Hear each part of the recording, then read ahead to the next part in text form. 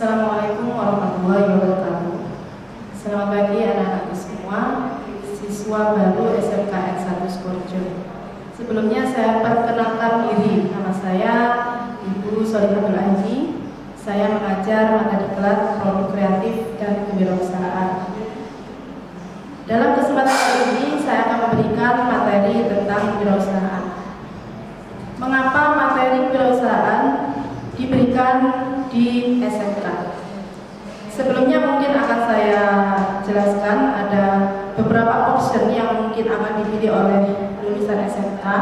Yang pertama adalah melanjutkan pendidikan ke perguruan tinggi. Kemudian yang kedua adalah mencari pekerjaan.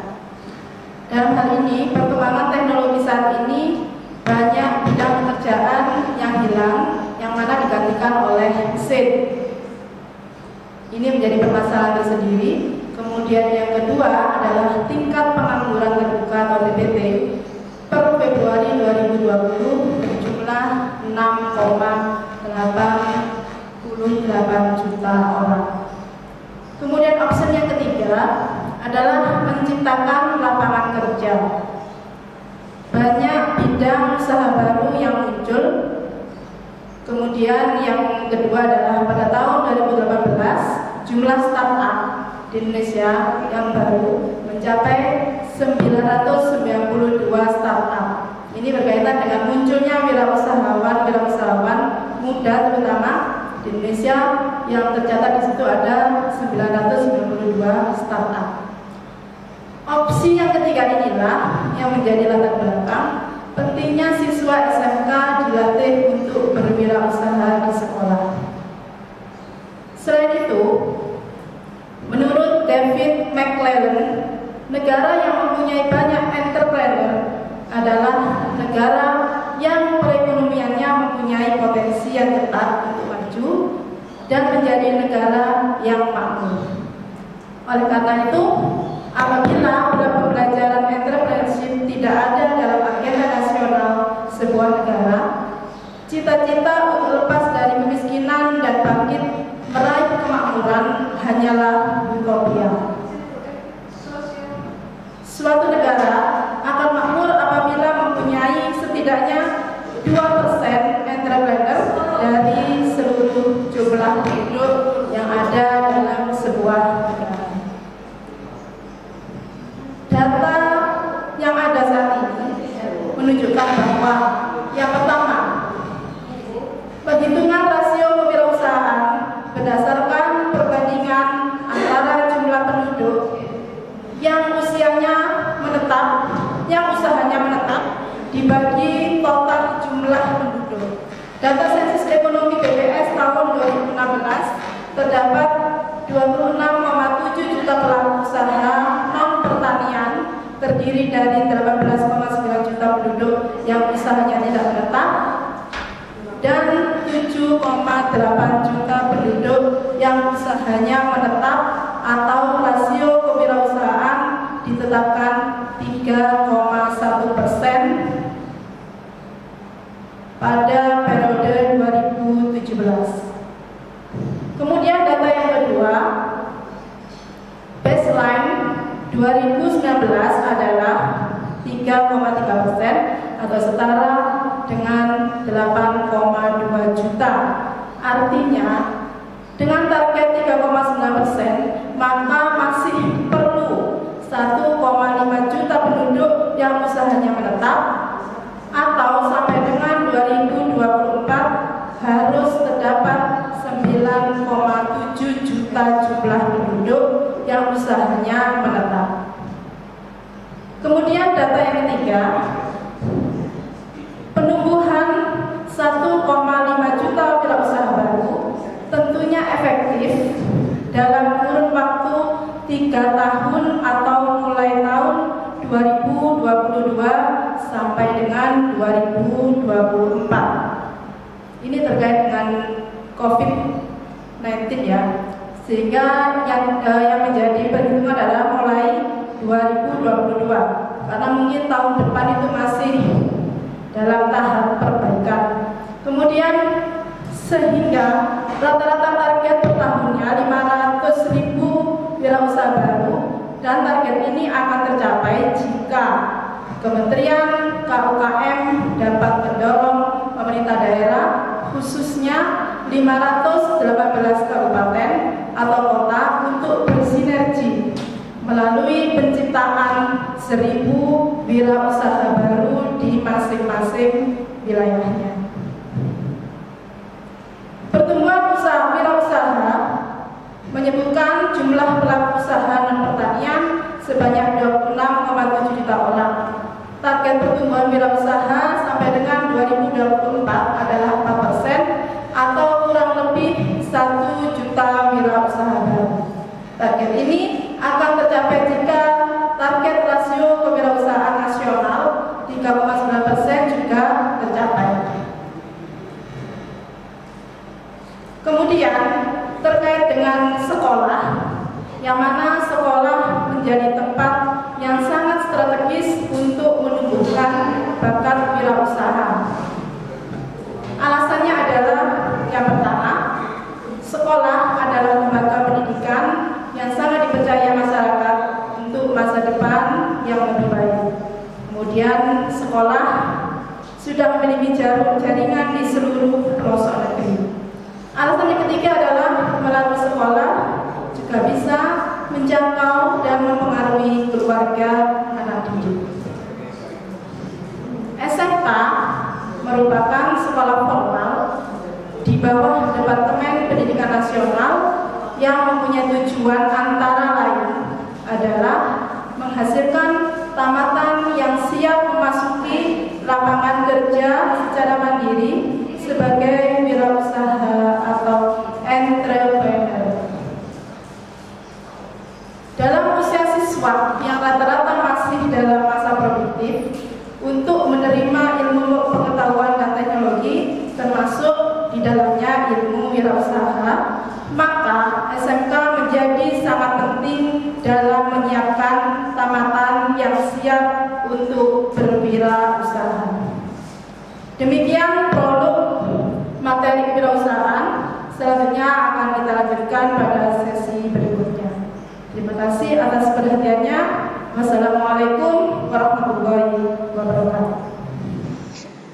Assalamualaikum warahmatullahi wabarakatuh.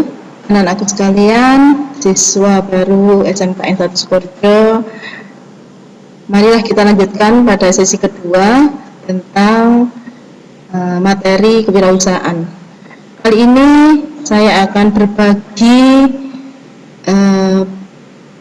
materi bagaimana cara kita menjadi wirausahawan yang sukses.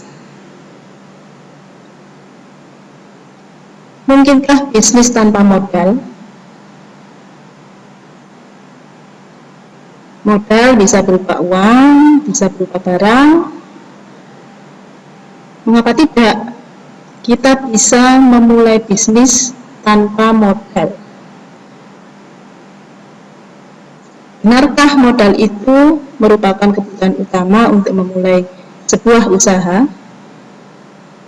Atau kita tidak berani memulai karena takut gagal? Jadi ada dua kemungkinan, apakah kita tidak punya modal ataukah kita takut gagal.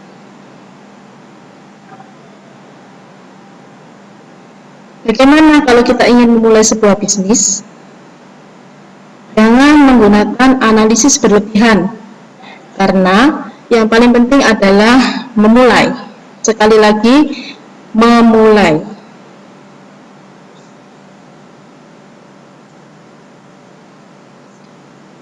Faktor apa yang mempengaruhi keberhasilan usaha? Yang pertama adalah kemampuan kita berkomunikasi.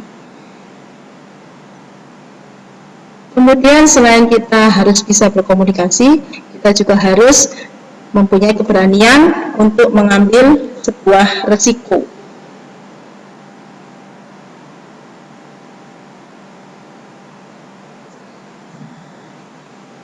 Selanjutnya adalah bagaimana kita mampu untuk berorganisasi. bagaimana kita bisa mengumpulkan orang, bagaimana kita bisa berkumpul dengan orang, bagaimana kita bisa mengatur orang-orang yang ada di sekitar kita. Bagaimana kemudian yang keempat adalah daya analisis dan kreativitas. Nah, yang perlu kita garis bawahi adalah kreativitas. Kita harus memiliki kreativitas yang tinggi. Apalagi untuk saat ini yang mana persaingan sudah sangat ketat di bidang apapun, terutama di bidang bisnis. Dan selanjutnya adalah hobi atau kegemaran.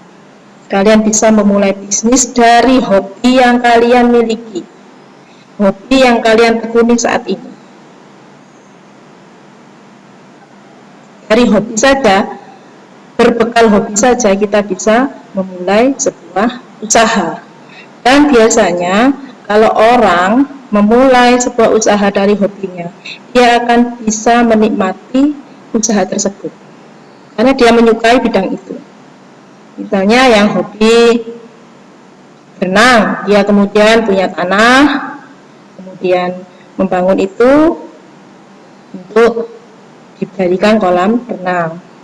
Atau mungkin yang suka memancing, sudah ada lahannya, tinggal memberi benih ikannya. Nah, di sini akan lebih bersemangat kalau misalnya kita membuka usaha berdasarkan hobi.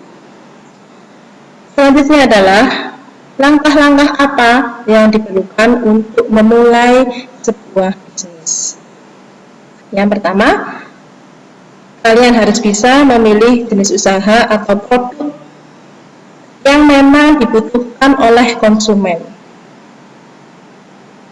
Saya ulangi lagi, memilih jenis produk yang memang dibutuhkan oleh konsumen.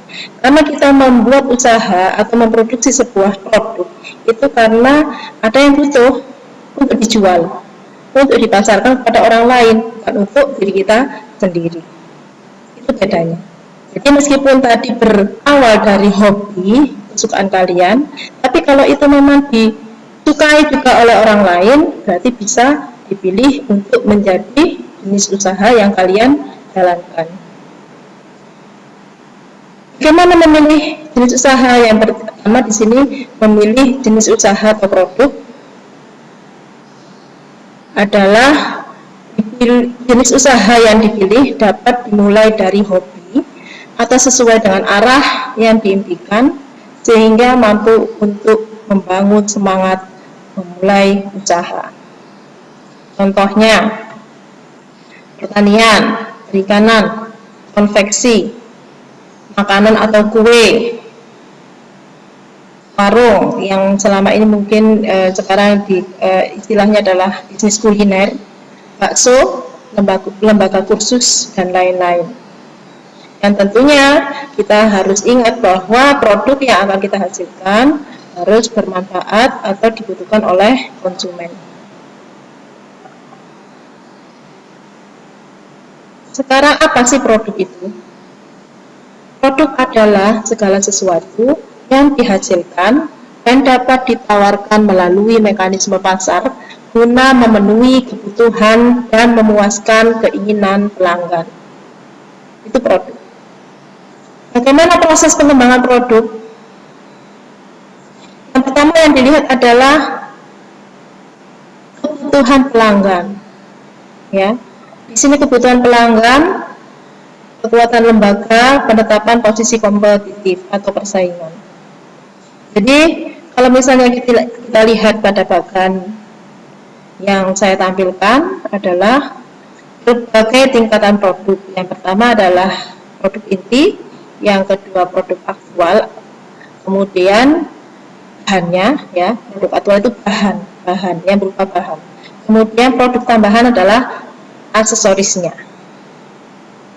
Kita atau kalian nanti memulai atau membuat produk yang mana, apakah termasuk produk inti atau bahannya atau cuma sekedar aksesoris. Nah, kemudian di sini samping sini kebutuhan pelanggan, ya, di sini berkaitan dengan kompetisi yang ada.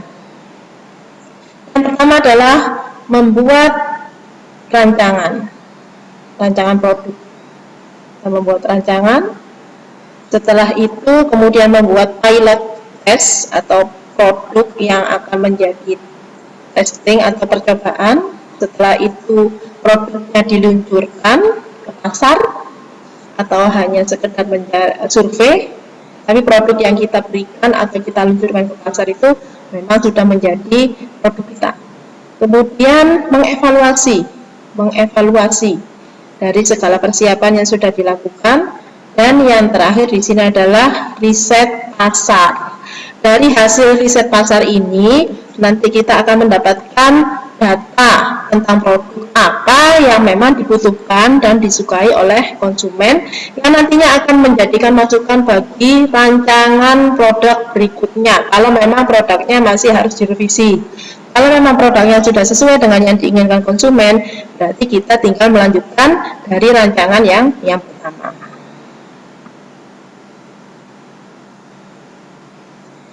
Setelah kita memilih produk yang kita hasilkan, yang kedua adalah memilih tempat usaha.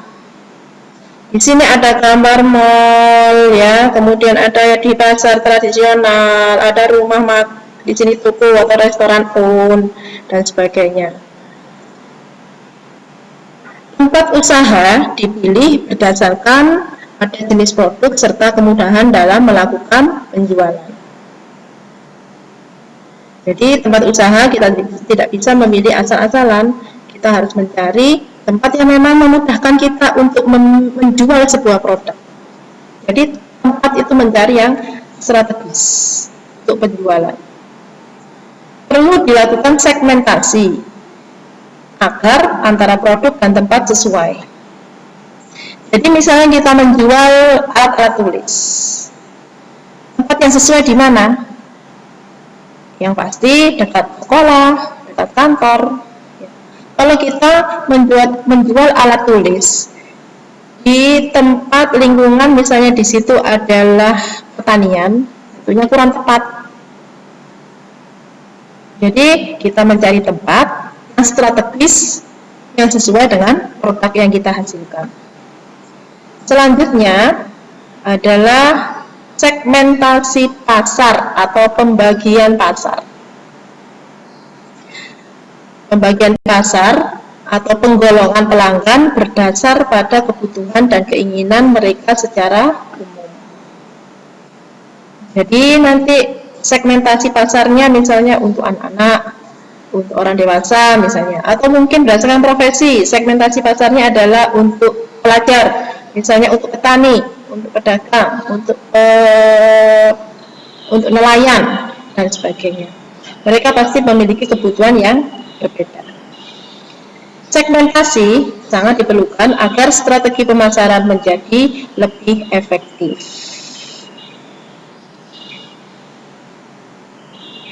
Nah, setelah kita menentukan segmentasi pasar, selanjutnya adalah persaingan dan posisi pasar. Saat ini usaha apapun pasti akan menghadapi atau pasti punya saingan atau rival. Yang perlu kita tahu tentang pesaing kita, yang pertama adalah, jadi agar kita bisa memenangkan persaingan, kita harus tahu betul siapa pesaing kita. Yang pertama adalah para pesaing kunci dalam segmen tertentu. Jadi pesaing kuncinya itu siapa? Pesaing yang menjadi rival yang potensial, rival yang berat buat kita itu segmen apa? Kemudian di mana lokasi mereka secara fisik? Pesaing kita itu ada di mana? Secara fisik mereka itu membuka usaha di mana? Menjual di mana? Yang ketiga adalah apa saja seluruh komponen bauran pemasaran mereka. Jadi mereka itu menggunakan marketing mix apa? Strategi apa dalam memasarkan produk mereka? Yang keempat, apa kekuatan dan kelemahan kunci dari pesaing? Nah, jadi kalau kita ingin memenangkan persaingan, kita harus tahu mereka kekuatannya apa dan kelemahan mereka apa. Nanti itu yang akan kita menangkan. Keunggulan kompetitif bukanlah apa yang Anda lakukan paling baik, tetapi apa yang Anda lakukan lebih baik dari seluruh pesaing Anda.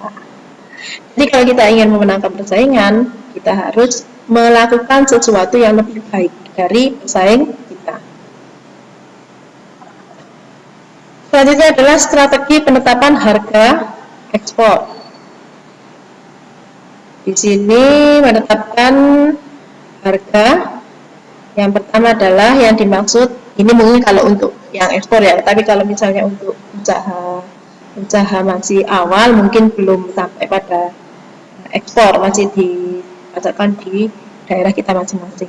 Yang dimaksud dengan menetapkan harga adalah proses untuk menghitung semua biaya yang terjadi ditambahkan dengan keuntungan yang akan diperoleh dengan memperhitungkan resiko. Jadi misalnya kita membuat makanan, risikonya apa? Risikonya misalnya tidak laku, ya, atau mungkin laku hanya separuh. Berarti nanti kita menentukan harganya. Kalau bisa ketika separuh itu sudah laku, modal sudah kembali dan kita sudah dapat keuntungan. Yang kedua adalah menetapkan harga. Juga dimaksudkan untuk mempermudah pendelegasian kepada para karyawan. Jadi harga memang harus ditetapkan dan karyawan terutama yang marketing itu harus tahu harga yang kita inginkan seperti apa. Yang adalah tujuan menetapkan harga. Pertama adalah memaksimalkan pendapatan sekarang. Makanya ada beberapa produk yang ketika baru muncul itu harganya sangat mahal. Karena mereka menganggap bahwa pendapatan harus dimaksimalkan untuk awal-awal pembuatan atau pemasaran sebuah produk. Yang kedua memaksimalkan keuntungan sekarang. Jadi apabila memang produknya lagi laku, itu kalau bisa kita mendapatkan keuntungan sebanyak-banyaknya. Kemudian memaksimalkan kuantitas, jumlah produk yang laku nanti berapa, itu dimaksimalkan. Yang keempat, kepemimpinan bermutu. Nah, ini di sini terletak pada jiwa wirausaha yang dimiliki oleh pemilik perusahaan. Kemudian memperoleh kembali sebagian biaya, jadi modal sudah ada yang kembali pada kita, kelangsungan hidup dan keberadaan saat ini. Yang keempat, yang tidak kalah pentingnya adalah promosi. Promosi merupakan usaha mempengaruhi perilaku beli dari pasar sasaran melalui yang pertama, memberi informasi kepada para pelanggan tentang perusahaan atau produk-produknya. Yang kedua, mengingatkan tentang berbagai manfaatnya. Manfaat dari produk yang kita pasarkan. Yang ketiga, membujuk para nasabah untuk membeli, atau membujuk para pembeli untuk membeli, atau membujuk para konsumen untuk membeli produk kita. Metode promosi yang pertama ada penjualan pribadi, face to face. Ini bisa melalui kunjungan, telepon, presentasi. Kemudian pemasangan iklan bisa melalui surat kabar, radio, TV, kirim langsung via kantor pos, papan reklame, kemudian poster, buletin, brosur atau selebaran. Kemudian promosi penjualan. Ini bisa dengan metode diskon, contoh gratis, program kesetiaan, dan penawaran spesial. Yang keempat adalah publisitas. Bisa dengan metode hubungan pelanggan prima, sponsor peristiwa olahraga, budaya, masyarakat, dan organisasi amal. Kemudian dukungan dari para selebriti, hadiah gratis bagi perusahaan, produknya atau kedua-duanya.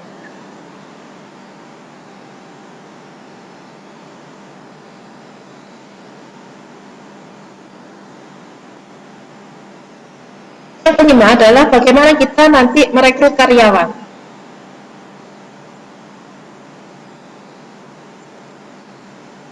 Di sini nanti ada perilaku dikaitkan dengan skill atau kemampuan. Ya, dalam gambar ini perilaku nanti dihubungkan dengan skill atau keahlian dari seorang karyawan. Yang pertama, pekerjaan ini sudah dipikirkan sejak memilih jenis usaha, tempat, dan promosi serta harga yang ditentukan.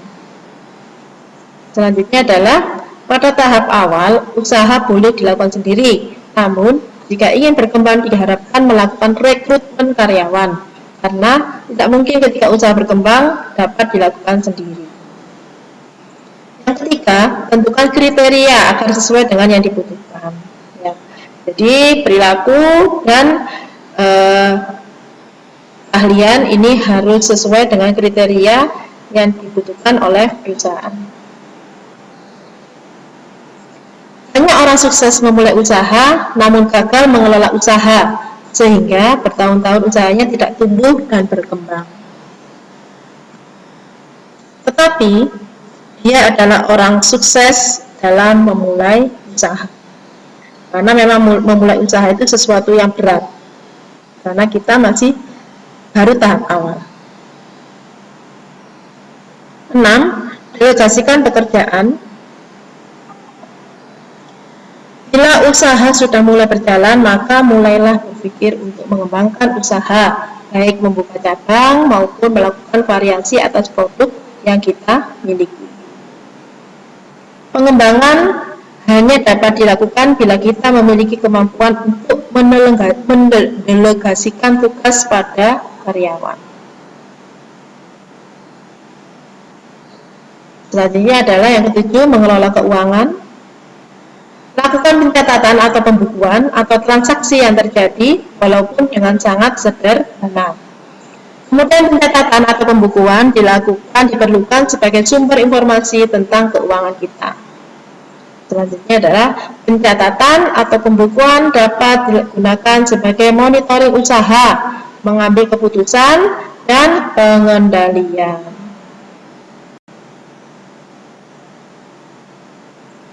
9. Melakukan fungsi manajemen.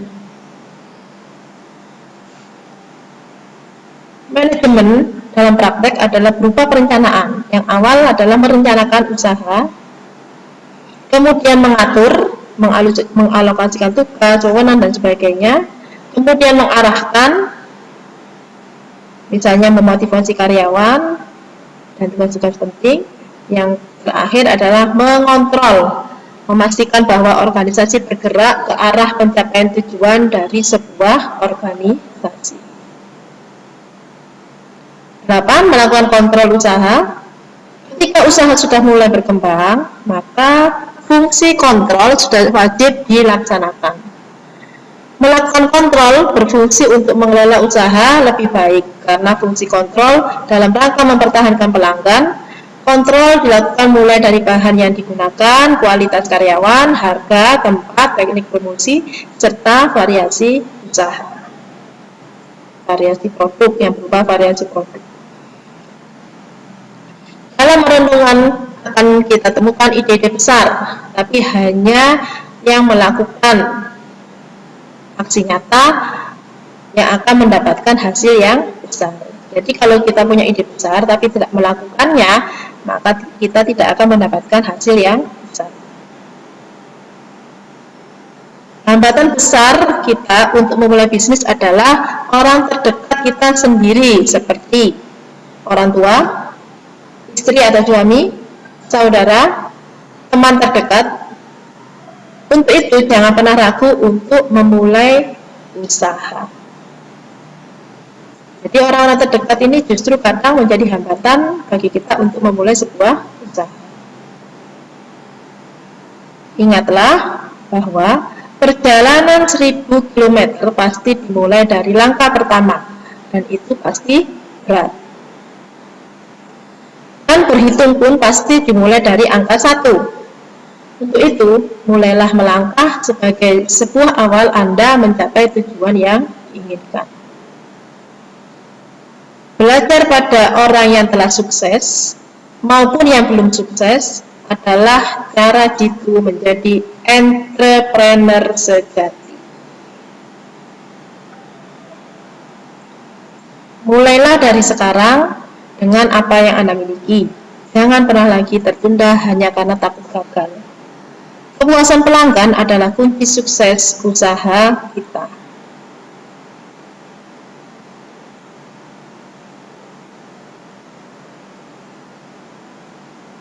Sekian, terima kasih. Mudah-mudahan bermanfaat buat kalian dan bisa menjadikan inspirasi buat kalian untuk memulai usaha mulai saat ini. Nah, akhiri. Assalamualaikum warahmatullahi wabarakatuh.